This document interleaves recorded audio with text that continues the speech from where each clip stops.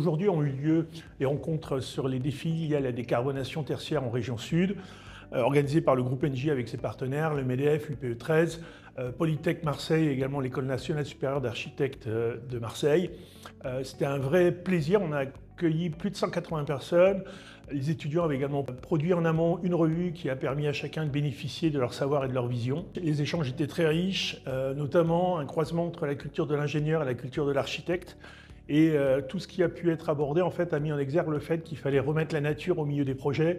La verticalisation des villes s'impose aujourd'hui comme une nécessité. Et puis la dimension variée des bâtiments, c'est-à-dire la capacité à transformer une salle de classe en salle de spectacle, etc., etc. Donc toute cette souplesse, toute cette réintroduction de la vie, de l'humain, des projets, etc., doit structurer les projets à venir afin de promettre une ville qui soit encore bien meilleure demain et qui propose une meilleure citoyenneté encore, puisque c'est là certainement à la base du vivre ensemble. Alors pour imaginer des projets tels que cela veut dire que des énergéticiens comme Engie doivent travailler aux côtés des architectes, proposer des solutions. On est sur des solutions notamment de géothermie marine, de mise à disposition de biogaz, de biomasse également.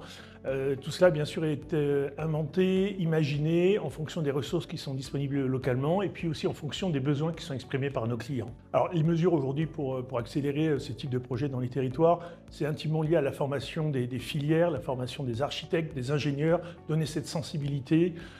Et puis également, on a des sujets plus généraux, plus globaux, qui sont liés à la disponibilité des fonds chaleur sur les territoires, qui aujourd'hui sont en baisse très clairement.